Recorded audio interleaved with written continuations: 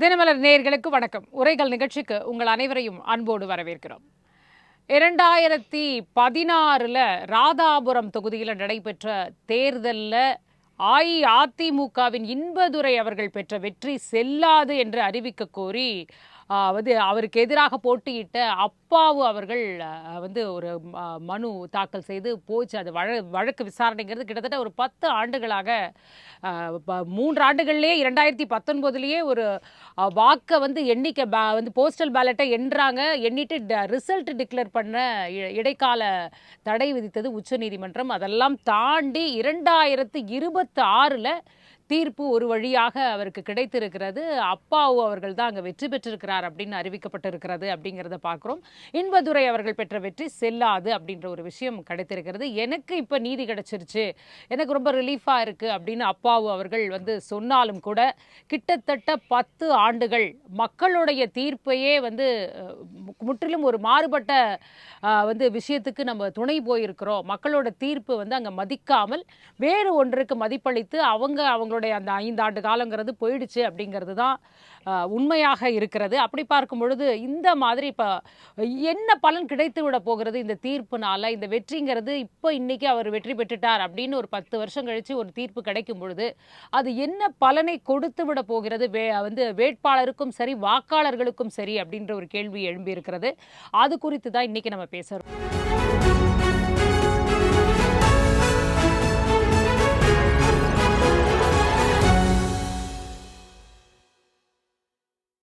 நம்மோடு 2 கருத்துரையாளர்கள் இணையம் வழியாக இணைஞ்சிருக்கிறாங்க. முதலாவதாக அரசியல் விமர்சகர் திரு செல்வம் அவர்கள் நம்மோடு இணைஞ்சிருக்காங்க. வணக்கம் சார். வணக்கம் சகோதரி. மற்றும் அரசியல் விமர்சகர் திரு ஜெகதீஸ்வரன் அவர்கள் நம்மோடு இணைஞ்சிருக்காங்க. வணக்கம் சார். ஜெகதீஷ் சார், சொல்லுங்க. ஒரு 10 ஆண்டுகள் ஒரு வழக்கு, அது ஒரு தேர்தல் வழக்கு. இப்போ இன்னைக்கு இல்லை நீங்கள் அன்னைக்கு இப்போ வெற்றி பெற்றுட்டீங்கிறாரு, சொல்லிட்டாங்க, தீர்ப்பு கொடுத்துட்டாங்க. அது தாண்டி 2 எலெக்ஷன் போயிடுச்சு.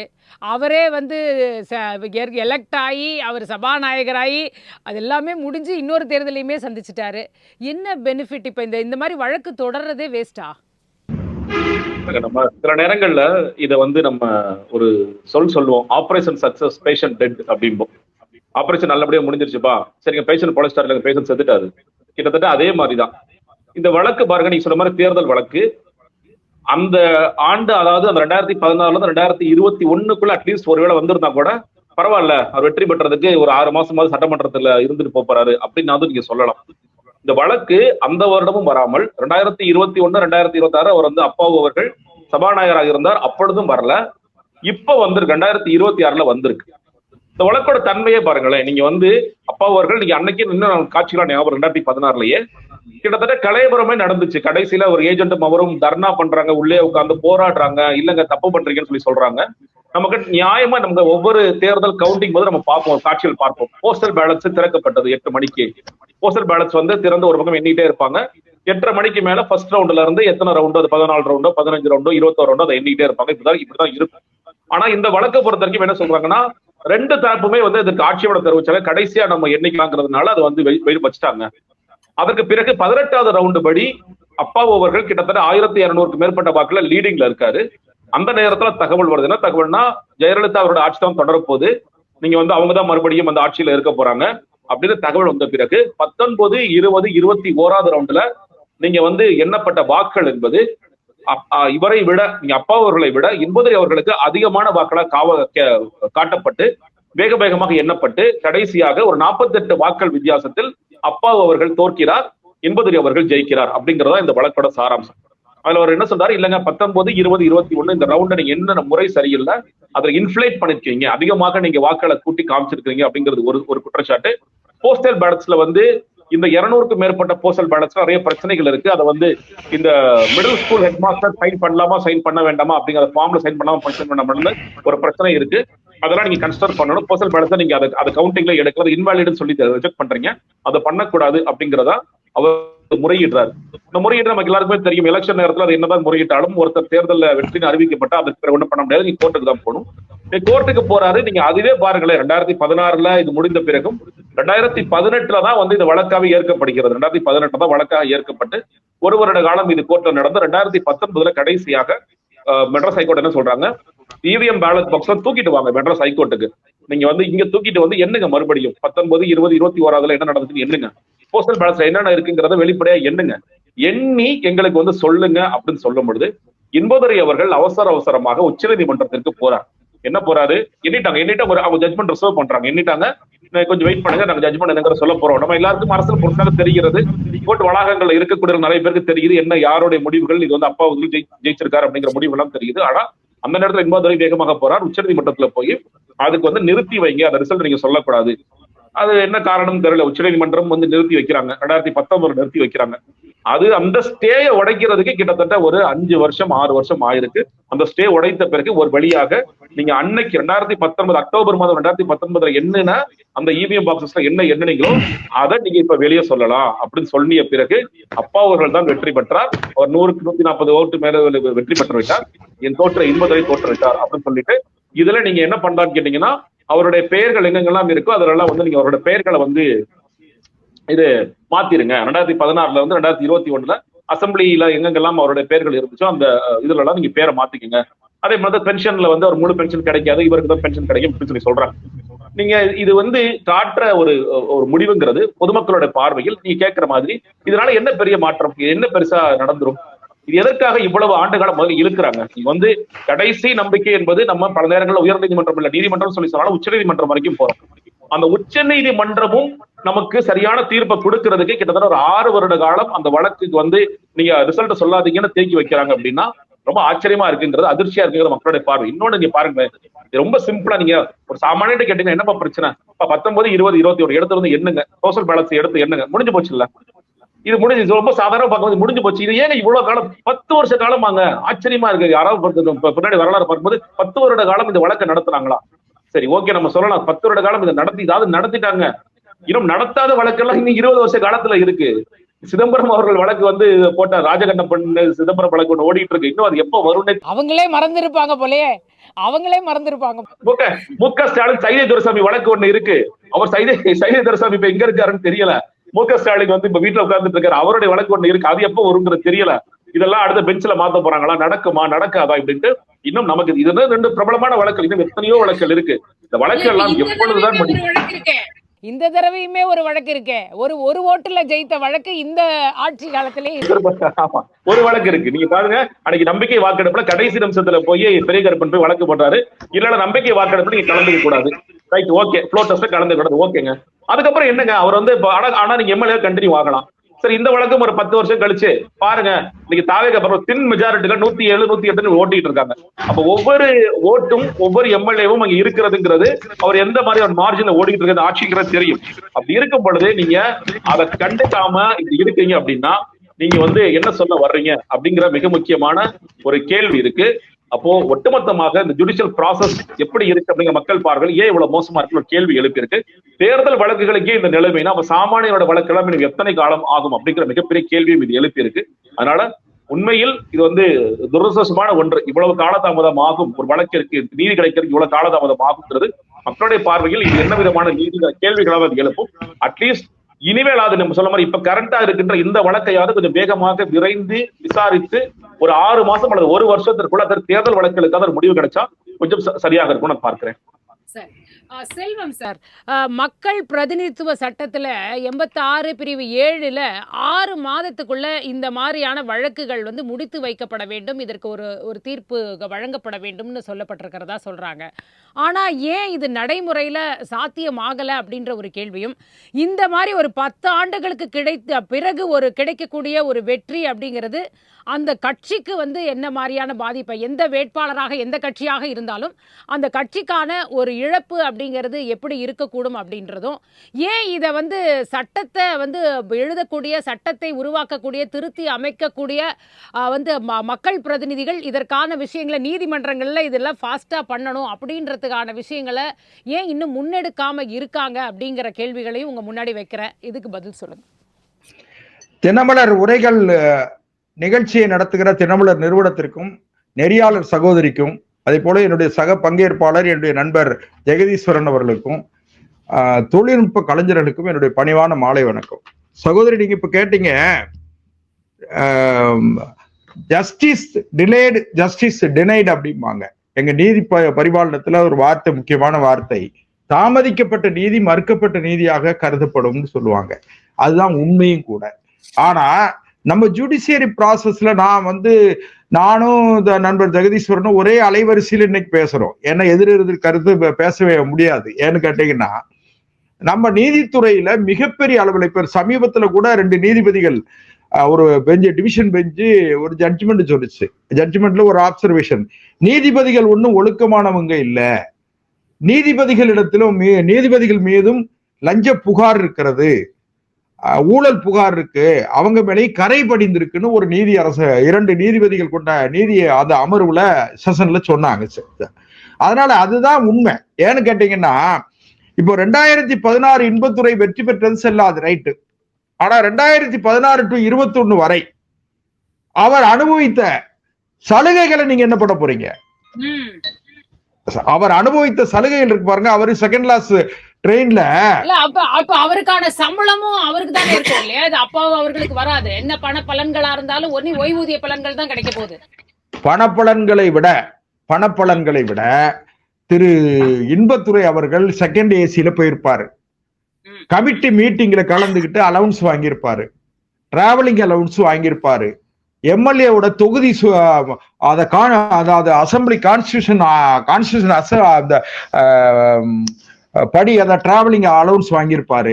இப்படி எல்லா விதமான சலுகை, ஒரு சட்டமன்ற உறுப்பினருக்குரிய தகுதி எனக்கும் அவருக்கும், நானும் அவரும் ஈக்யூ போடுறோம், என்ன விட்டுட்டு அவருக்கு முன்னுரிமை கொடுத்திருப்பாங்க, எனக்கு மறுக்கப்பட்டிருக்கும் அவருக்கு முன்னுரிமை கொடுத்திருப்பாங்க. அப்ப இது எல்லாம் முரண். அதாவது திரு அப்பாவு அவர்களுக்கு 2016 மரியாதைக்குரிய அம்மையார் ஜெயலலிதா அவர்கள் வெற்றி பெற்றார்கள். அந்த ஆட்சி நடந்துருச்சுன்னு வைங்களேன். அதுல திமுகவும் பெரும்பான்மைக்கு நெருக்கமாக இருந்து நண்பர் ஜெகதீஸ்வரர் சொன்ன மாதிரி ஒரே ஒரு வாக்கு வித்தியாசத்துல ஒரு ஆட்சி தொடரவும் ஒருவருக்கு ஆட்சி மறுக்கப்பட்டிருந்தால் இது ஒரு மிகப்பெரிய அளவில் அநீதி இழைக்கப்பட்டிருக்கும். இப்பொழுதும் கூட திரு அப்பாவு அவர்களுக்கு அநீதி இழைக்கப்பட்டிருக்கிறது. ஏன்னு கேட்டா, நான் இன்னும் என்ன சொல்றேன்னு கேட்டீங்கன்னா தங்கச்சி, தொடர்ந்து நம்ம நீதி பரிபாலனத்துல இதுல மட்டும் நினைச்சிடாதீங்க. நீங்க ஒரு ட்ரையல் கோர்ட்ல ஒரு கேஸ்ல விடுதலை கிடைக்கும், அக்யூட்டல் ஆகுது. ட்ரையல் கோர்ட்ல விடுதலை ஆகிற கேஸ் ஹைகோர்ட்ல போய் அப்பீல் கோர்ட்ல மேல்முறையீட்டு வழக்குல தண்டிக்கப்படுதுன்னு சொன்னா இந்த ட்ரையல் கோர்ட் ஜட்ஜி தப்பா இல்லையா? ஏன்னா நீங்க அது தப்பு தானே. நீங்க இந்த 511 செக்ஷன் இப்போ பிஎன்எஸ் 358 ஆக்கியிருக்காங்க. இதுக்கு முன்னால ஐபிசில இந்தியன் பீனல் கோடா, இந்திய குற்றவியல் சட்டம் 511 செக்ஷன் தான். சிஆர்பிசில 484 தான்.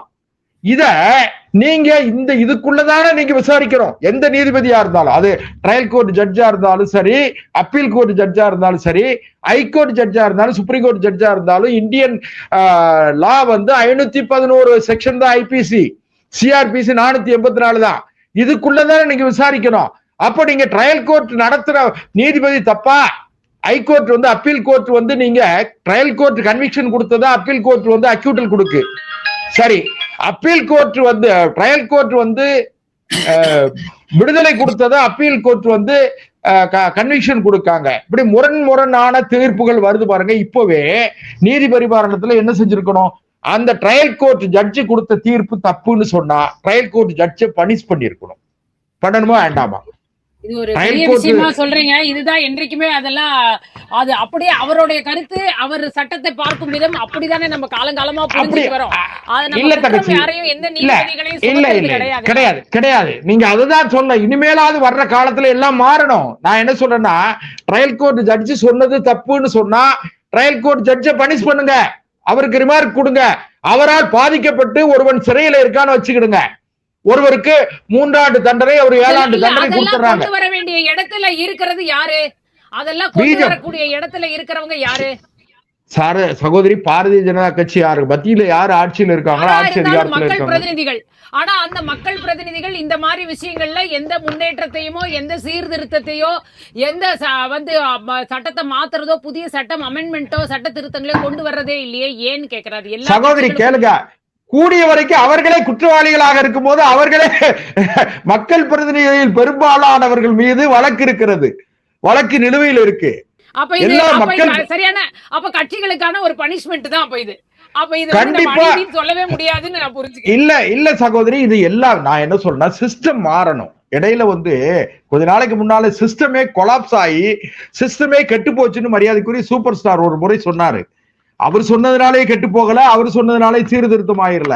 ஆனா அவர் சொன்னது நினைவுபடுத்துற சிஸ்டம் முழுக்க கெட்டு போயிருக்கு. ஒரு சின்ன உதாரணத்துக்கு ஒன்று சொல்றேன். 1989 என் நண்பர் ஜெகதீஸ்வரன் சொன்ன மாதிரி 1989 திமுக ஒரு 13 ஆண்டு கால இடைவெளிக்கு பிறகு திமுக மெஜாரிட்டி வருது. இப்ப தூத்துக்குடி தொகுதியில பாத்தீங்கன்னா ஒரு 1143 வாக்குகள்ல திமுக அண்ணா காங்கிரஸ், அப்ப திமுக காங்கிரஸ் எதிர்த்து நிக்கிறாங்க. அப்ப காங்கிரஸ் வேட்பாளர் முன்னிலையில் இருக்காரு.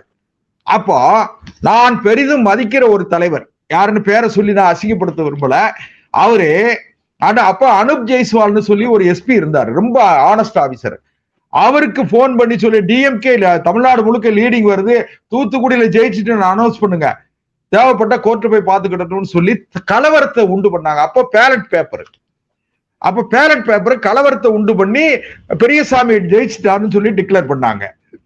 காங்கிரஸ் வேட்பாளர் வேறு வழி இல்லாமல் ஒத்துக்கொண்டு கையெழுத்து போட்டு போனார். ஒண்ணு நண்பர் நீங்களே குறிப்பிட்ட மாதிரி 2009 சிவகங்கையில ராஜகண்ணப்பன் வெற்றி பெறுகிறார். வெற்றி பெற்றா டிக்ளேர் பண்ணியாச்சு, நல்லா கவனிக்கணும், டிக்ளேர் பண்ணியாச்சு. பி சிதம்பரம் பின்தங்கி இருக்கார், தோத்துட்டாருன்னு சொன்னாங்க. அதுக்கு பிறகு அப்ப கலைஞர் முதலமைச்சர், நல்லா கவனிங்க, கலைஞர் முதலமைச்சர்.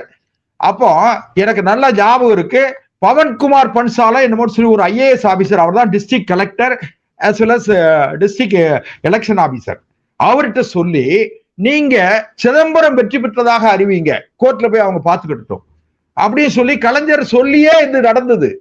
எதுக்காக நான் இதை சொல்றேன்னா தங்கச்சி, இது வந்து அரசியல் இயக்கங்களில் முன்மாதிரியாக இருக்க வேண்டியவர். இன்னைக்கு பெரிய யோக்கிய சிகாமணிகளாக பேசுகிற திமுகவும் அதுக்கு விதிவிலக்கு இல்ல. எந்த கட்சியாவது ஒன்று விதிவிலக்கு இருக்கான்னு கேட்டா அதுல எந்த கட்சியும் விதிவிலக்கு இல்ல.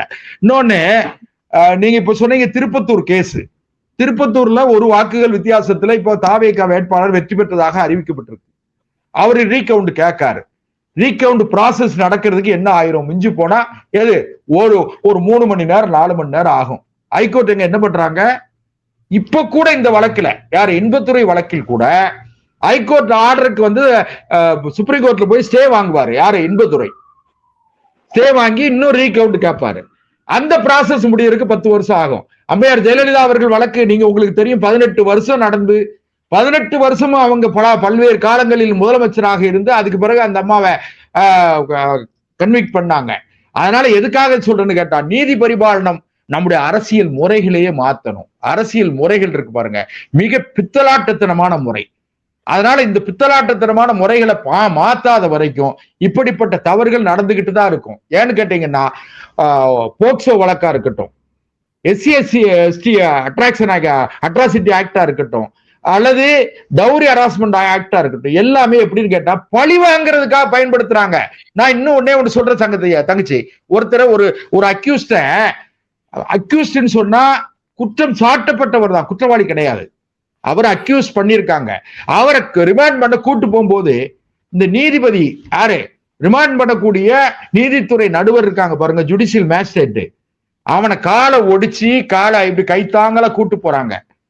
அந்த ஆளுக்கு கொஞ்சமாவது அறிவு வேண்டாமா?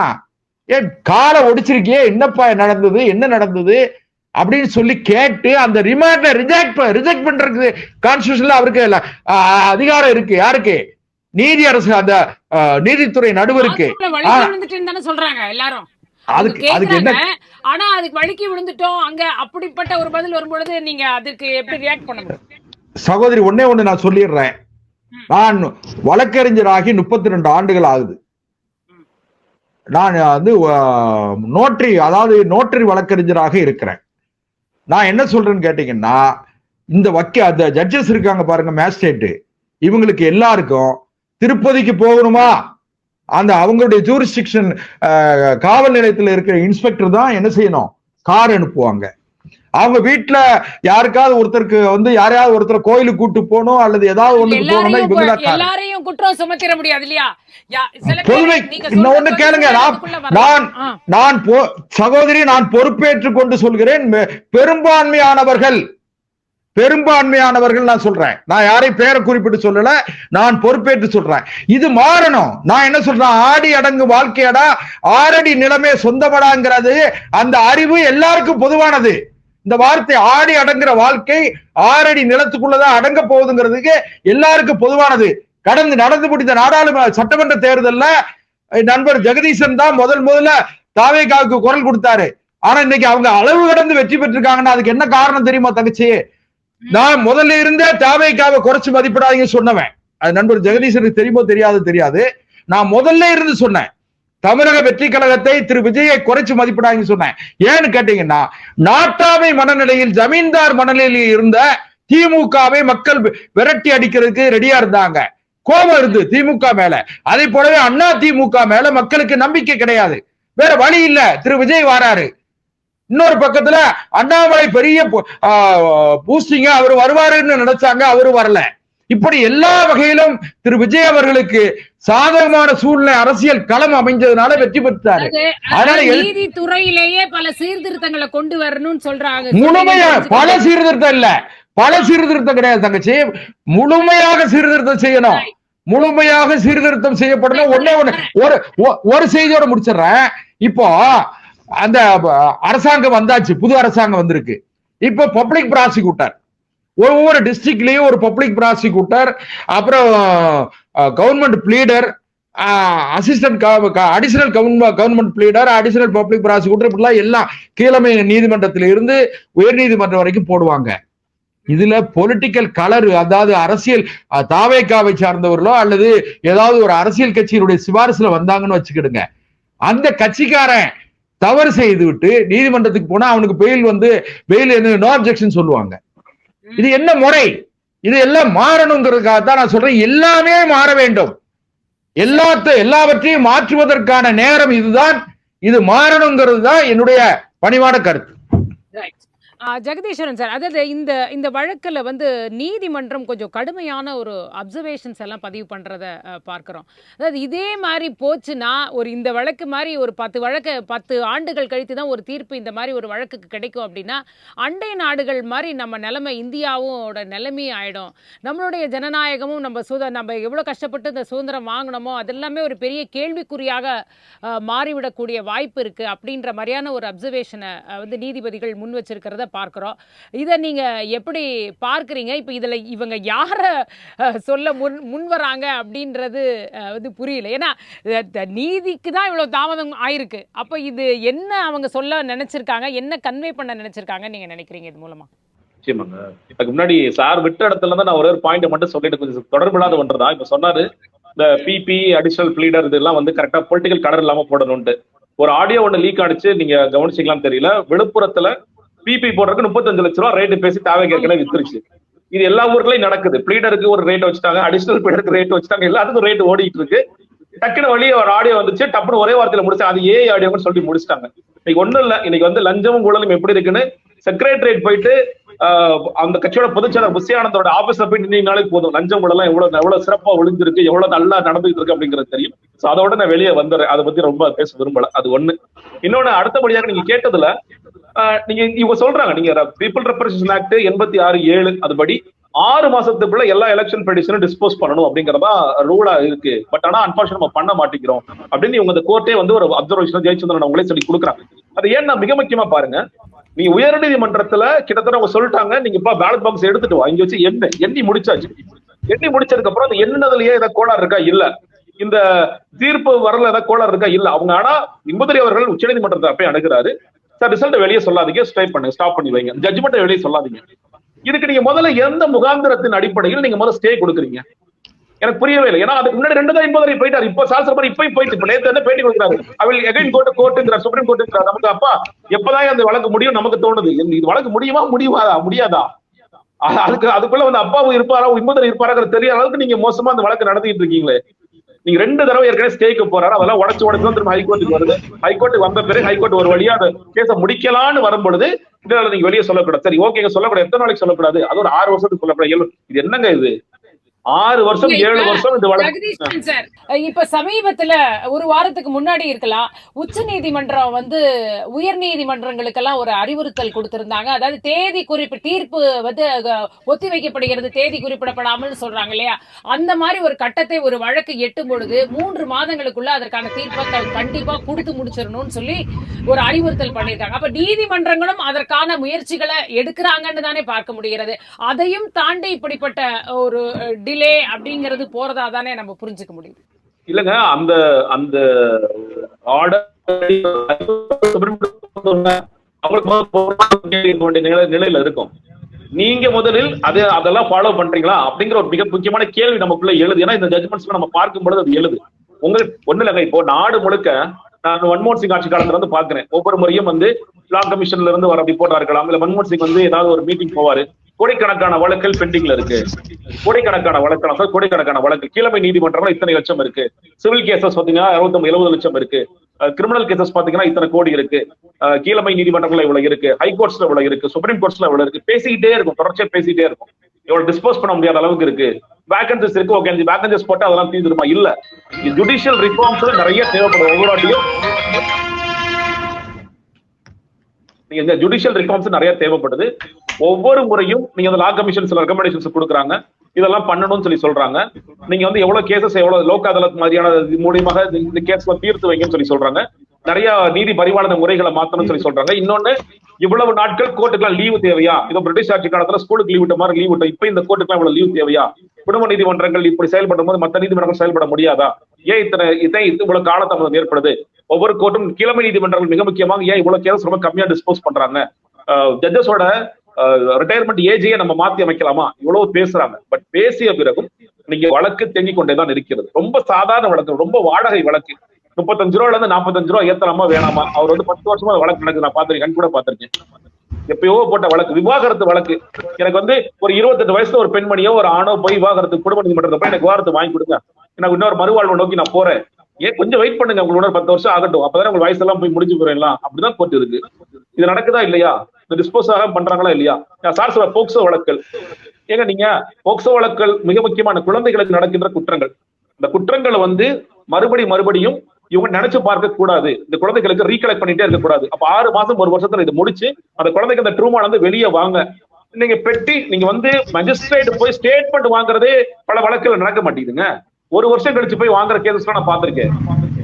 6 வருஷம் 7 வருஷம் சொல்லுமா, 6 வருஷம் என்னமா நடந்துச்சு, என்னப்பா நடந்துச்சு, ஏன் நான் ரீகலெக்ட் பண்ணிட்டே இருக்கணும்? சரி ஓகே, அதெல்லாம் பண்ணிட்டீங்க, கன்விக்ஷன் என்ன ரேட்டுங்க? 9%. 100 பேரை நீங்க குற்றவாளி குற்றம் சாட்டப்பட்டவர் போய் நிப்பாட்டீங்கன்னா வெறும் 9 பேர் கன்விக்ட் ஆகும், 91 பேர் தப்பிச்சு போயிடுவான். அப்ப அவன் என்ன பண்ணுவான்? மறுபடியும் போய் குழந்தைகளுக்கு வந்து பாலியல் குற்றத்துக்கு தான் ஈடுபடுத்திட்டு இருப்பான். நம்ம பெருகிடுச்சு திமுக ஆட்சி காலத்துல வந்துச்சு, விஜய் ஆட்சி காலத்துல தொடருது. இங்க ஜுடிஷியரியும் போலீஸும் ரிஃபார்ம் சேர்ந்து ஒன்னா ஒழுங்கா வேலை பார்த்தாலும் பிரச்சனையே இல்லையா? அது பிரச்சனை, பெரிய பிரச்சனையா இல்ல இருக்கு. 9% கன்விக்ஷன்னா 91 குற்றவாளிகளை நம்ம அடிச்சு வைக்கிறோம் வெளியா. ஏங்க ஜஸ்வந்த் வழக்கு நம்ம கண் கூட பார்த்தோம். ஒரு குழந்தைய கொலை பண்ணிட்டு போறான், ஜாமீன் வந்து அவன் அம்மாவை கொலை பண்றான், அவன் ரிலீஸ் ஆயிட்டான். இதோட என்ன வேணும் நமக்கு? அவ யாரு கோட்டை விடுறது? போலீஸ் கோட்டை விடுறாங்களா, இல்ல கோர்ட்டு கோட்டை விடுதா? நிரபராதிகள் தண்டிக்கப்படக்கூடாதுன்னு குற்றவாளிகள் தப்பிக்க விட்டுட்டே இருக்கோமா நம்ம? இதெல்லாம் நம்ம பேசணும்ல. அவ்வளவு ஜுடிஷியரான எலெக்ஷன் நீங்க வந்து ஒரு தேர்ந்தெடுக்கப்பட்ட நபரா இல்லையாங்கிறது நமக்கு பெரிய கேள்வியாக இருக்கிறது. நம்ம சாமானியனுக்கான நீதிங்கிறது எங்க கிடைக்கும்? இப்படி பாருங்களேன், ஒவ்வொரு கன்விக்ஷன்லையும் கிட்டத்தட்ட 91% குழந்தைகளுக்கு நீதியே கிடைக்காதுன்னா அந்த குழந்தைகளுக்கு எவ்வளவு பெரிய ட்ராமா இருக்கும்? அது எவ்வளவு நாளைக்கு அந்த ட்ராமா கேரி பண்ணிட்டே இருக்கணும்? எனக்கு நீதியும் கிடைக்கல, அவன் குற்றவாளி வந்து என் கண்ணுக்கு முன்னாடி சுத்திக்கிட்டு இருக்கான், இது என்ன நடக்குதுங்கிற ஒரு பெரிய கேள்வி இருக்குல்ல. அப்ப என்ன பண்ணுவாங்க? கூட்டு பாலியல் பலாத்காரம் பாக்குறோம்ல, காலையில திருச்சியில பாக்குறோம், கூட்டு பாலியல் பலாத்காரம், சூலூர்ல கூட்டு பாலியல், இது மாதிரி தொடர்ச்சியா பண்ணிட்டே தான் இருப்பான் அவன். விளாத்திக்குளத்துல சம்பவத்துல ஈடுபட்ட தர்மமுனீஸ்வரன் யாருங்க? ஏற்கனவே ஆயுள் தண்டனை கொடுக்கப்பட்ட கைதி. அவன் எப்படி வெளியே சுத்திட்டு இருக்கான்? அவன் எப்படி வெளியே சுத்துறான்? அவனுக்கு என்ன, இன்னும் 10 கொலை பண்ணாலும் நான் இதே கேஸ் தான், இதே ஆயுள் தண்டனை தான், எனக்கு என்ன பெருசா, நான் ஜெயில தான் வாழ்க்கையை கழிக்க போறேன், போற போக்குல ரேப் பண்ணிட்டு போறேங்கிறான் அவன். எப்படி இந்த சிஸ்டம் அலோவ் பண்ணுது நமக்கு? அவ்வளவு மோசமாக நம்ம சிஸ்டத்தை வச்சுட்டு இருக்கோம். மறுபடியும் இது ஆட்சியாளர்கள் சரியில்லை, அது சரியில்லை, இது சரியில்லைன்னாலும் இங்க ஒட்டுமொத்தமாக இங்க சிஸ்டம் நிறைய கோளாறுகள் இருக்கு. சார்ஜ் ஷீட் போடுறதே பெரிய சாதனையா போலீஸ் நினைக்கிறீங்க. எதுக்கு சார்ஜ் ஷீட் பண்ணும்? குற்றப்பத்திரிகை தாக்கல் பண்ணுங்க சார். 90 டேஸ்க்குள்ள வெளியே போறதுக்கு குற்றப்பத்திரிகை தாக்கல் பண்ணி கோர்ட்ல போய் போடுங்க சார். ஜுடிஷியரி அதுக்கப்புறம் பண்ணதா பண்ணல, அடுத்தது அவங்கள்ட்ட அப்புறம் பேசுவோம். நாங்க சார்ஜ் ஷீட் ஃபைல் பண்றதுக்கு எங்களுக்கு டைம் வேணும். நாங்க எவ்வளவு பெரிய வேலை தெரியுமா, அது எவ்வளவு பெரிய எழுதணும் தெரியுமா? நான் சொல்ல ஏன் இது எழுதிட்டு இருக்கீங்க? எந்த யுகத்துல நீங்க எல்லாம் வாழ்றோம்? நம்ம எல்லாம் இன்னும் பேப்பர்ல தான் எழுதணும், பேப்பர்ல தான் கம்ப்ளைண்ட் கொடுக்கணும். கைப்பட எழுதி கொடுப்பா, கைப்பட எழுதி எதுக்கு பண்ணணும்? இது எதுக்கு பண்ணணும்னு கேக்குறேன். ஆன்லைன்ல ரெஜிஸ்டர் பண்ண மாட்டீங்களா? அப்போ நீங்க டைப் பண்றீங்கல்ல, அது மாதிரி கொண்டு வாங்க. டக்கு டக்கு டக்கு அடுத்த ஸ்டெப் கொண்டு போங்க. சார்ஜ் ஷீட் ஃபைல் பண்ணுங்க. சார்ஜ் ஷீட்டே நாங்க ஃபைல் பண்ண மாட்டோம், அப்புறம் எப்படிங்க வழக்கு எப்படிங்க மூவ் ஆகும்? நிறைய கோளாறுகள், நிறைய பிரச்சனைகள் இருக்கிறது. இது யாரு வந்தாலும் இதெல்லாம் மாறுமான்னு கேட்டீங்கன்னா மாறாது. பல ரிஃபார்ம்ஸ் தேவைப்படுது. சரி, இது உங்க இறுதி பார்வையா எடுத்துக்கிறேன். செல்வம் சார், அதாவது இப்ப ஐபிசில எல்லாம் கூட மாற்றங்கள் கொண்டு வந்தாங்க. நம்ம இந்த வழக்குக்கு சம்பந்தம் இல்லை அப்படின்னா கூட பாரதிய நியாய சன்ஹிதா அப்படின்னு எல்லாம் எல்லாம் ஒரு உருமாற்றம் செய்யப்பட்டு ஒரு 3 விஷயம் எல்லாம் வெளில வந்தது. இவ்வளோ டேஸ்க்குள்ள இதை வந்து முடிக்கணும், வந்து இந்த எவிடன்ஸ் எடுத்துக்கலான்னு பல மாற்றங்கள் வந்ததையும் நம்ம பார்க்கிறோம். ஆனா அதெல்லாம் கூட பத்தலையா? இன்னும் என்ன செய்யணும் அப்படின்னு நினைக்கிறீங்க? ஒரு இந்த சாதாரண சிவில் இந்த மாதிரி இந்த தேர்தல் வழக்குகளாவது ஒரு டைமுக்குள்ள முடியறதுக்கு அது என்ன மாற்றங்கள் வரணும்னு நினைக்கிறீங்க? தங்கச்சி, தேர்தல் வழக்காவது ஜமீன்தார்களை உருவாக்குகிற வழக்கு. அதாவது நாட்டாமைகளை ஜமீன்தார்களை உருவாக்குற வழக்கு. அதாவது தேர்தல் வழக்கு ஒரு சாதாரணமானவன் ஜமீன்தாராக போறான். அதுல ஜமீன்தார்கள் யார் ஜமீன்தார் ஆவது, யார் பெரிய கொள்ளைக்காரன் ஆவது என்கிறதற்கான நடக்கிற வழக்கு தான். அதை விட்டு அதுல இருக்கு. இன்னொன்னு, ஒரு 200 ரூபாய் லஞ்சம் வாங்குற கடைநிலை ஊழியனுக்கு மறுக்கப்படுகிற அல்லது அவனை வேக வேகமா சார்ஜ் ஷீட் போட்டு அவனை வேக வேகமா ரிமாண்ட் பண்ணி சார்ஜ் ஷீட் போட்டு அவனுக்கு 3 ஆண்டுகள் தண்டனை கொடுக்கிற நீதி அரசர்கள், நீதிபதிகள், எது 2 லட்சம் கோடி லஞ்சம் வாங்கினவன அவன் ரொம்ப ராஜா மாதிரி சுத்திக்கிட்டு வரான், அவனுக்கு போலீஸ் எஸ்கார்டு. என்னம்மா இது? இந்த அதாவது ஒரு இன்னும் சொல்ல போனேன்னா, நிர்வாணிகள் உலகத்துல எதை போய் பேசி நாம என்ன நியாயத்தை கெட்டு தர முடியும்? இன்னொன்னு கேட்டீங்கன்னா சகோதரி, நீதி காவல்துறையோ நீதி பரிபாலனத்திலேயோ முழுமையாக வந்து குற்றம் சாட்டப்படுகிறவர்கள் அனைவரும் குற்றவாளிகளும் கிடையாது. இன்னும் கூட கேட்டீங்கன்னா சில கேசஸ் வந்து அக்யூஸ்ட ட்ரேஸ் பண்ண முடியாது. அக்யூஸ்ட் யாருன்னு தெரியாது. இவங்க என்ன பண்றாங்க தெரியுமா? ஏற்கனவே ஹிஸ்டரி சீட்ல இருப்பான் பாருங்க, குற்றவாளிகள் பட்டியலில் இருப்பான் பாருங்க, அவனை பிடிச்சிட்டு போய் டேய் ஒத்துக்கோடா, இந்தா வீட்டுக்கு 2000 ரூபாய் வச்சுக்கோ, நீ போய் உள்ள போயிட்டு வா, ஜாலியா போயிட்டு வா. உள்ள போனீங்கன்னா இங்க வெளியே இருந்து என்னடா செய்ய போற? உள்ள போனீங்கன்னா பிரியாணி கிடைக்கும், உள்ள போனீங்கன்னா வாரத்துக்கு 2 நாள் சிக்கன் கிடைக்கும். இப்படி வந்து இவங்களே காவல்துறையை திட்டமிட்டு அவனை சிறைக்கு அனுப்புறாங்க. ஒண்ணு. 2வது, நான் இன்னும் கூட கேட்டீங்கன்னா, நிரபராதிகள் 2 தனி மனிதர்களுக்குள்ள ஒரு சண்டை நடக்கு. அதுல ஒருவர் காவல்துறை அதிகாரி விசாரணை அதிகாரியை கொஞ்சம் கன்வின்ஸ் பண்ணிடுறாரு, விசாரணை அதிகாரிக்கு 1 லட்சம் 2 லட்சம் கொடுத்துறாரு சொன்னா, ஒரு அப்பாவி மேல உடனடியாக வேக வேகமாக சார்ஜ் ஷீட் போட்டு அவனை பனிஷ் பண்றாங்க. அவன் மறுபடியும் ஹைகோர்ட்டுக்கு போய் நெக்ஸ்ட் அப்பீல் கோர்ட்டுக்கு போய் அக்யூட்ல வாங்கணும். அவன் உள்ள இருந்த காலத்துக்கு அவனுக்கு விக்டிம் காம்பன்சேஷன் வேணுமா வேண்டாமா? பாதிக்கப்பட்டவனுக்கான நிவாரணத்தை யார் கொடுக்கணும்? அந்த பொய் புகார் கொடுத்தவரும் விசாரணை செய்த விசாரணை அதிகாரியும் சார்ஜ் ஷீட் போட்ட குற்றப்பத்திரிகையை பதிவு செய்த அதிகாரியும் குற்றத்தை சரியாக விசாரிக்காமல் தீர்ப்பு சொன்ன நீதிபதி, இந்த 4 பேர்கிட்ட இருந்து நீங்க காம்பன்சேஷனை வசூல் பண்ணி இப்படி கொடுக்கிற முறைய நீங்க இந்த வழக்குகளுக்கு சொல்றீங்க. அப்ப இந்த வழக்கை பொறுத்த வரைக்கும் ரிட்டர்னிங் ஆபீசர் மேல தவறு இருக்கா இல்லையா? கண்டிப்பா அவர்தான் ஆபீசர் வந்து அக்செப்ட் பண்ணல. மிடில் ஸ்கூல் ஹெட் மாஸ்டர்னா கெசட் ஆபீசர் கிடையாதுன்னு அவர் தான் சொல்லி அதை என்ன மறுக்கிறாரு. அப்ப அவரை இந்த இடத்துல ஏதாவது கேள்வி கேட்டிருக்காங்களா? அவருக்கு ஏதாவது கொடுப்பாங்களா? அவர் மீது ஏதாவது நடவடிக்கை எடுப்பாங்களா? சகோதரி, நான் மறுபடியும் இல்ல கேளுங்க, அதை கண்டிப்பா பண்ணணும்னு சொல்றேன்.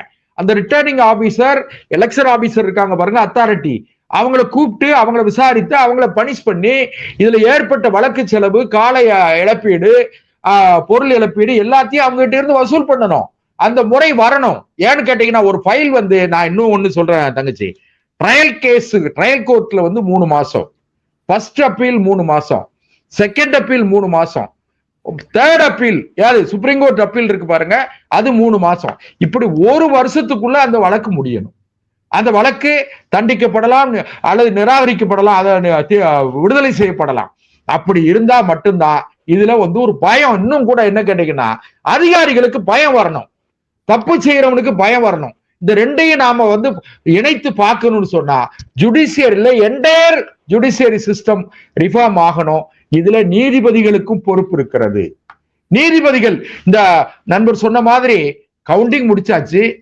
கவுண்டிங் முடிச்ச பிறகு ரிசல்ட் அனௌன்ஸ் பண்றதுல என்ன இருக்கு ஹைகோர்ட்டுக்கு? இதை போய் சுப்ரீம் கோர்ட் வந்து ஸ்டே பண்ணுதான்னு சொன்னா அங்க உச்ச நீதிமன்ற நீதிபதியினுடைய நேர்மை சந்தேகப்படுமா இல்லையா? அந்த ஸ்டே கொடுத்த நீதிபதியுடைய நேர்மை சந்தேகத்துக்குரியது தானே. நான் இன்னும் ஒண்ணு சொல்றேன். டெல்லியில வந்து ஒரு நீதிபதி, டெல்லி ஹைகோர்ட் நீதிபதியினுடைய வீட்டுல பல கோடி, பல 100 கோடிகள் ரூபா வந்து பிடிபட்டது. அதை தீய போட்டு எரிச்சாங்க. அந்த ஜட்ஜை இன்னைக்கு வரைக்கும் அரெஸ்ட் பண்ணிருக்காங்களா? அந்த ஜட்ஜி மேல வந்து என்கொயரி ப்ராசஸ் முடிச்சு உடனே அவரை டிஸ்மிஸ் பண்ணிடுவீங்க, சஸ்பெண்ட் பண்ணுவீங்க, டிஸ்மிஸ் பண்ணிடுவீங்க, ரிமூவ் ஃப்ரம் சர்வீஸ். இது என்ன கோட்டிக்காரத்தனம்? இது வந்து கோமாளித்தனத்தோட உச்சம். நான் மரியாதைக்குரிய மாண்புமிகு பிரதமர் மோடி அவர்கள் மீது மிகுந்த நான் மரியாதை வைத்திருக்கிறவன். அதே நேரத்துல இந்த கோமாளித்தனத்துக்கு எல்லாம் ஒரு முடிவு கட்டலைன்னு சொன்னா, இது அரசியல்வாதி ஒண்ணு எங்க இருந்து வானத்திலிருந்து குதிக்கல. நம்மில் ஒருவர் தான் நீதிபதி, நம்மில் ஒருவர் தான் இன்ஸ்பெக்டர், நம்மில் ஒருவர் தான் காவல் உயர் அதிகாரி, நம்மில் ஒருவர் தான் அமைச்சர், எம்எல்ஏ, அமைச்சர், முதலமைச்சர், நம்மில் ஒருவர் தான் பிரதமர், ஜனாதிபதி. யாரு வந்து no one is above law. யாருமே சட்டத்துக்கு மேற்பட்டவங்க கிடையாது. All are equal before law தான் விதி. சட்டத்துக்கு முன்னால எல்லாரும் சமந்தான். இந்த முறை மாறணும். ஐயா, அங்க கோயில்ல பாத்தீங்கன்னா தரிசனத்துக்கு வரும்போது நீதிபதி வாராராம். நீதிபதி வரும்போது வந்து பாத்தீங்கன்னா 10 பேர் எஸ்கார்டு. டைம் இல்ல, நம்ம முடிச்சுக்கலாம். அதாவது மாற்றங்கள் தேவைன்னு சொல்றீங்க.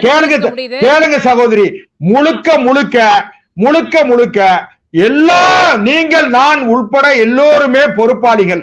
இந்த நீதி பரிபாலனத்துல எல்லா விஷயத்தையும் மாத்தலைன்னு சொன்னா இந்த முட்டாள்தனமான நடவடிக்கைகளை தொடர்ந்து அனுமதிப்பதாகவே சாதாரண மக்கள் இன்றைக்கு நினைக்கிறார்கள். அல்லல் பட்டு ஆற்றாத அழுத கண்ணீர் செல்வம் அன்றால் செல்வம் தேய்க்கும் படை என்று சொன்ன வள்ளுவனுடைய வாக்குதான் இப்ப ஞாபகம் வருது. நிரபராதிகள் தண்டிக்கப்படுகிறார்கள், குற்றவாளிகள் தப்பி விடுகிறார்கள். இந்த நீதிமுறை முழுமையாக மாற்றப்படும். ரைட். மிக்க நன்றி உங்கள் இருவருக்கும்.